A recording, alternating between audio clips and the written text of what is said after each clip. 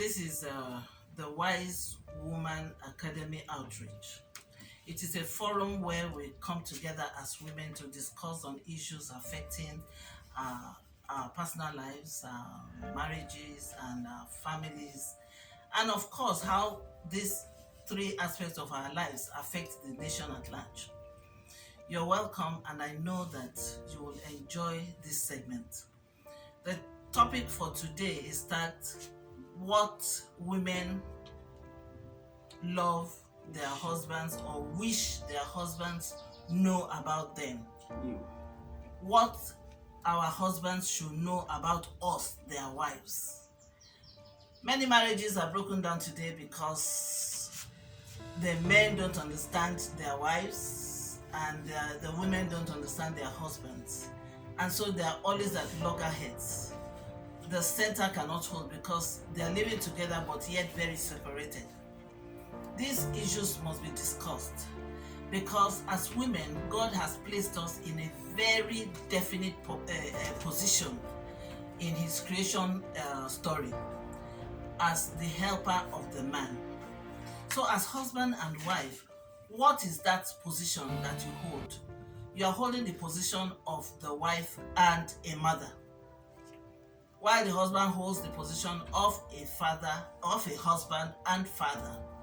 But if you don't work together in agreement, we'll fail in these positions and God will not be happy.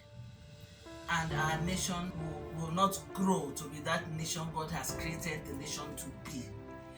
Because we know that marriage is God's heartbeat. And He intentionally gave marriage to us that we run it according to His will here on earth so that we can multiply and make the whole earth beautiful. For us, not for Him, for us. So today is going to be very exciting and very informative, and I implore all of us to zoom in, to join us as we deliberate on these issues. You're welcome, wise women. Thank you. Yes, the topic says what women wish their husbands know about them. Or knew about them. Or no, whichever way you want to look at it. Well, what would you want your husband to know about you so that he can play his role well with you? Are we here for? Yes, one of the things my husband to know is that I need to be perfect. I need to be perfect. I need to be loved. The woman is made of refined material. She's a finished product. She was not made from the sand. She was taken from the man, which the man himself is a finished product. And so taken from him makes the woman super refined. And so something that is, imagine gold. Do you have gold and keep it on your table in your kitchen? No. You keep it under your portmanteau. in your treasury box. Inside your wardrobe, where you don't want anybody to get to anyhow. So that's how the woman is. She's a gift to be treasured, a gift to be loved. If you look at women, ask them about their last born. They have a soft spot towards their last born. You dare not touch. And so if you look at most last borns are spoiled, unquote, quote and unquote. So that's how the woman should be. She should be loved, pampered, respected, spoiled, and adored. She should be adored. Time should be given to her. But let me stop there. Yes, you have said so much, and I know that in the course of our discussion, we'll have more. You have more to say to the women out there. God bless you. Sister Yemi, what do you have to tell us?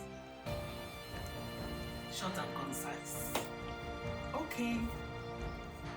Being practical, talking about myself. Yes.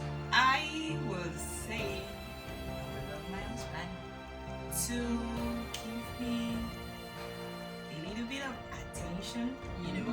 Yes, he's very busy. There is a lot of responsibility. On the other hand, we have to understand too that the kind of way, the responsibility they have. I'm talking about men now. Yeah. The responsibility they have before they got married is far way bigger. Now you are taking care of two people, and believe me, it's not just two people because other people are coming. So you are preparing even for the other ones coming. So sometimes men get so focused, and maybe sometimes they be distracted about the responsibility and forget that every other thing is attached to it and everything has to grow together. So I want my husband to give me a little bit of more attention. Communication, we say communication is the best language of marriage. Even a best language of marriage and in the family. Let's talk about family now. I'm talking about children. When you have your children and you don't create the atmosphere, maybe you are a father or a mother, that you don't create the atmosphere where your children can relate with you, where they can relate, they can be able to relate with you. You have this feeling, you have this kind of a withdrawal.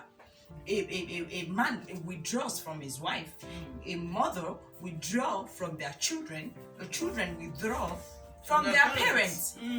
So there is this communication is key to marriage. In family, we have to teach our children, ourselves, our husbands. As a wise woman, a wise man always said that a woman is full of wisdom, while a man is full of knowledge. So when you have the two met together, marriage is just blessed. It's super. Yes, that's the word. It's super. So I will say, let me place the woman in a place where she can apply her wisdom, because she needs it. You need it. Every other family member needs it. Let her be in a place that she can apply that wisdom. And woman too, let your husband be in a place that they can apply the knowledge. You need it. The family need it. The children need it. So I will talk about communication. Communication will help us to apply our wisdom and for our husbands to apply their knowledge. That's wonderful. So what you're saying is that the man and the woman must work together. Yes. Because the man has the knowledge and the woman has the wisdom. Yes. That was why God in the first place said it is not good for the man to be alone. I will make him a helpmate. And you have to complement each other for the marriage to stand, for the marriage to work, so that one person does not feel left out. Like most wives are feeling left out. Maybe they have a husband that is a busy bee, always working and working. Somehow she begins to feel left out. Somehow she begins to feel neglected, and especially when the man comes back from his very busy schedule, he's so tired, and you give him food, he says, I'm so tired, I can't even eat. The woman feels offended. But the woman has work to do there too. The man has a lot to do in that area. We'll come to that. Patience Akochi, what do you have to say? You have to say something. Let's talk from our experiences. We are sharing from our own personal experiences. Okay. Thank you. Good evening, all. I am so happy to be in this gathering. Honestly, I run short of words. So to add to my own contribution is my own personal experience is, as a woman, our mommy, they've all said it all. we need attention. And to me, I am the type that, let me just say, my husband is the type that doesn't look at your face, whether you're angry or not. The only thing he will come to tell you is, you better make yourself happy. You understand? And once he said that, I will be like, let me just grind this man. Let me just squeeze this man. You understand? So, and if I'm doing that, I am like making him, calling his attention, because I really need to say something. And he's the type that will tell you anytime you want to tell me something, that the mother is the type that will wake him early, 4, 5, do this, call him and explain whatever she has in mind for him. And I'm the type that I don't joke with my sleep. If I sleep, I sleep. So you can't expect me to wage my sleep because I want to talk to you. And another thing again is, as I have it in mind, that time I want to talk to you, that is the time I want to talk to you. My husband is the type to tell you, leave it. Just wake me early in the morning, you can dialogue with me, and I will hear it very well. What are you doing now that you will not hear what I have to say? And maybe later on I might forget, because that time I am hot. I will tell you everything I have in mind. But telling me to tell you by that time, I must have forgotten. So that time is hot. That is when I will really tell you my mind. So now distance and everything has really gapped us. When he's talking on phone, let me not say he's not reasonable, he will talk reasonably, very well. But when we are together, he will be like, he doesn't care, but he cares, but he's showing me attitude. And bringing it to, let me say, this tribal marriage. We don't understand each other, or my people are like this, and you just have to learn other people's way of life. So I don't really understand. So that is the reason why I said I wish my husband is connected to this program. He would have learned a lot from it. But notwithstanding, I will still get it and send it to him. I will still get it and send it. Thank you very much. That was quite Practical. yes. Honest. And this is what we want, say it as it is, so that other people can learn from it. She has said many things about being married to somebody from another tribe, another background, another culture and all. It takes a lot for such people to blend. I experienced it too, because I'm married to another culture, another tribe, where you have to kneel down for a 10-year-old child as an iyawo. You have to, you can't call a 15-year-old child by his or her name. You have to add one, maybe auntie so and so, or brother so and so. I found it difficult at the beginning, but honestly, when you get married, you have to try. You have to train yourself to blend, so that there may be peace in your home. Because since you have decided to marry your husband, marry everything about him. That we must know. I had to learn, I had to study about my husband's culture, how they do it, and how not to do it, so that people are not offended and all that. And it has helped me a lot. That's love. Yes, it has helped me a lot. Because if you loved this man and decided to marry him, you have to do everything to keep that marriage. So she has told us about her own experiences, and I know that by the time we get through with this program, she too would have learnt a lot. And she might have other areas where she has to make amends. God helping all of us. Amen. Sister Chizoba. Okay, so thank you so much for this platform. Thank you for the opportunity to speak. 3 things that I believe that as women we love our husbands, present and future, to know.